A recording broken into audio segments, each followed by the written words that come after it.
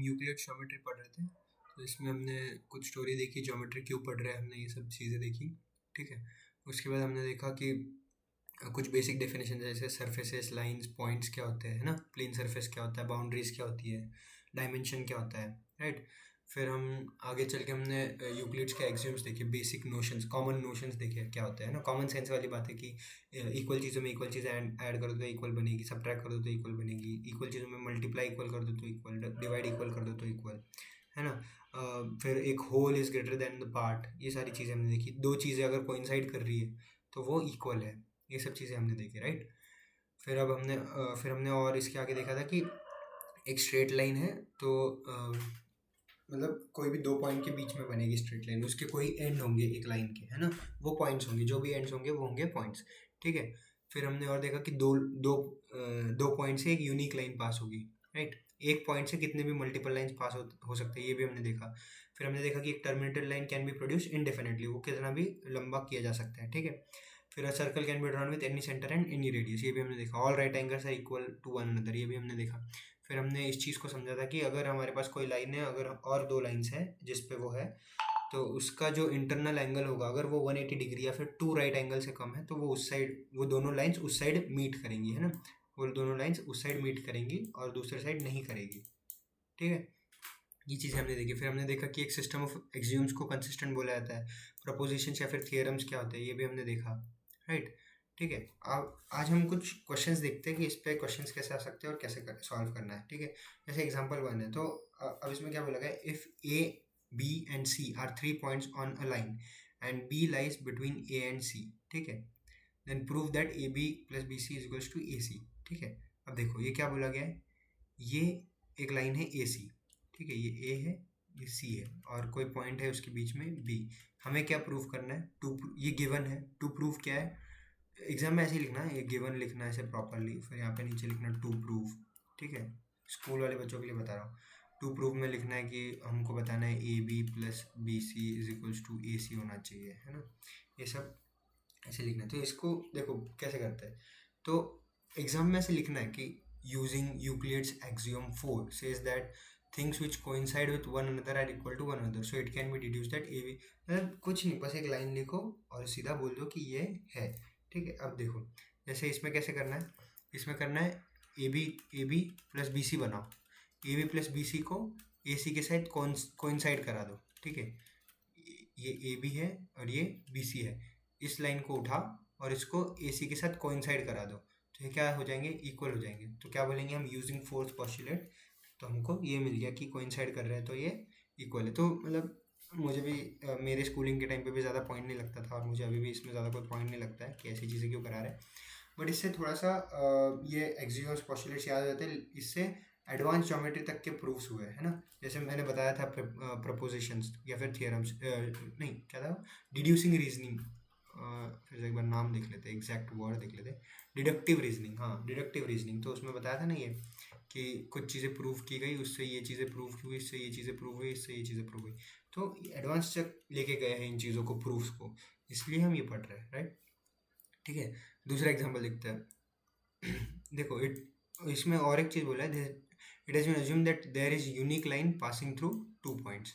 ठीक है, दो पॉइंट से यूनिक लाइन पास हो रही है, ये भी मतलब कोई पॉइंट नहीं ज़्यादा, आप देख लेना। ठीक है, prove that an equilateral triangle can be constructed on any given line. ठीक है, कोई भी गिवन लाइन है तो उस पर इक्विलैटरल ट्रायंगल बना सकते हैं। तो कैसे बना सकते हैं पहले मैं वो बता देता हूँ, फिर इसका सोल्यूशन आप पढ़ लेना। तो आप यहाँ पे आपका कर्कटक राउंडर, आप जो भी बोलते हो उसको लो, यहाँ पे पॉइंट रखो, यहाँ पे दूसरा पॉइंट रखो और एक आर्क बना दो। ठीक है, एक आर्क बना दो, फिर वही पॉइंट को इधर रखो और इधर इतने डिस्टेंस से यहाँ से भी एक आर्क बना दो। अब ये जहाँ मैं पॉइंट आएगा वो आपका इक्वल पॉइंट रहेगा, क्योंकि सर्कल में क्या होता है, ये पॉइंट है, ये रेडियस है। ठीक है, ये इसमें वही यूज़ होगा कि circle can be drawn with any point and any radius. तो इस पॉइंट से इस रेडियस का एक सर्कल बनाएंगे तो ये पॉइंट से इस पॉइंट का भी इक्वल डिस्टेंस रहेगा। फिर जब हम इधर से बनाएंगे तो सर्कल को, तो इधर से और इस पॉइंट का भी डिस्टेंस सेम रहेगा, जितना इसका डिस्टेंस है उतना ही इसका डिस्टेंस हो जाएगा और उतना ही इसका डिस्टेंस हो जाएगा। तो ये क्या हो जाएगा, इक्विलैटरल ट्रायंगल हो जाएगा। तो इसमें आप नीचे अगर देखोगे तो इसमें वही लिखा है कि you can draw a circle with point as the centre and A B. तो वही वाला एक्सियम यूज हुआ है कि a circle can be drawn with any point and वही पॉस्टुलेट यूज हुआ है, a circle can be drawn with any centre and any radius. ये आपको याद रखना पड़ेगा क्या पॉस्टुलेट है, क्या एक्सियम है, और एग्जाम में आएगा तो वो लिखना पड़ेगा। बस ये एग्जाम पॉइंट ऑफ व्यू का चैप्टर है ज़्यादा, तो मतलब रियल लाइफ में ये बेसिक नोशंस तो हमें पता ही होता है ना, मतलब ज़्यादा सोचना नहीं पड़ता है, सब पढ़ने की ज़रूरत नहीं है अलग से। ठीक है, तो बस इस चैप्टर में यही है। फिर इसमें एक थ्योरम भी है कि two distinct lines cannot have more than one point in common.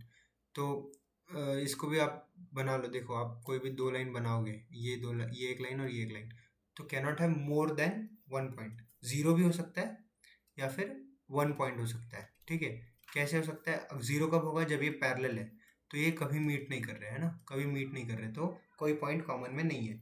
देखो लाइन किससे बनती है? पॉइंट से बनती है ना, पॉइंट्स रखोगे आप ऐसे ऐसे तो एक लाइन बनेगी, ये भी हमने पढ़ा था राइट। तो अब जहाँ पे भी ये इंटरसेक्ट करेगी वो एक ही पॉइंट कॉमन में होगा, एक ही पॉइंट पे करेगी राइट। अगर पैरेलल है तो जीरो, अगर पैरेलल है तो जीरो, और अगर पैरेलल नहीं है तो एक ही बार कट करेंगे और बाद में फिर हमेशा एक दूसरे से दूर जाएंगे, है ना, एक दूसरे से दूर जाएंगे। तो अ, ये कब मीट करेंगे? तो एक ही पॉइंट कॉमन में होगा। तो समझ गए, बस यही है। अब आप बोलोगे अगर हमने ऐसे दो लाइन ले ली जो एक के ऊपर एक कोइंसाइड कर ली, तो वो तो इक्वल लाइन है ना, हमने देखा था ना कि लाइंस कोइंसाइडिंग आर इक्वल। तो इक्वल लाइंस नहीं बोला, इस इन्होंने यहाँ पे लिखा हुआ है डिस्टिंक्ट लाइंस। ठीक है, बस यही कैचेस है, यही वर्ड्स है इनमें के। इसमें आप वो वाला पॉस्टुलेट यूज़ कर सकते हो जो आखिरी वाला था, लाइक कौन सा, six, I hope so, let's see, fifth वाला, sorry. If a straight line falling, तो वो एक साइड मीट करेंगे, और एक साइड ही मीट करेंगे तो एक ही बार मीट करेंगे, एक पॉइंट पे मीट करेंगे, उसके बाद नहीं करेंगे। तो आप ये सोल्यूशन पढ़ लोगे तो थोड़ा आपको समझ में आ जाएगा। तो जैसे हम पढ़ लेते हैं, here we are given two lines L and M, we need to prove that they have only one point in common. For time being let us suppose that the two lines intersect in two distinct points. ठीक है, say P and Q, so you have two line. अच्छा, ये भी एक तरीका होता है proof का। ठीक है, कि हम झूठी बातें अज्यूम करते हैं और फिर उसको कॉन्ट्राडिक्ट करते हैं। इससे क्या होता है कि हमने जो अजम्पशन किया वो रॉन्ग है, और इसलिए जो क्वेश्चन में दिया हुआ है वो सही है, ऐसा।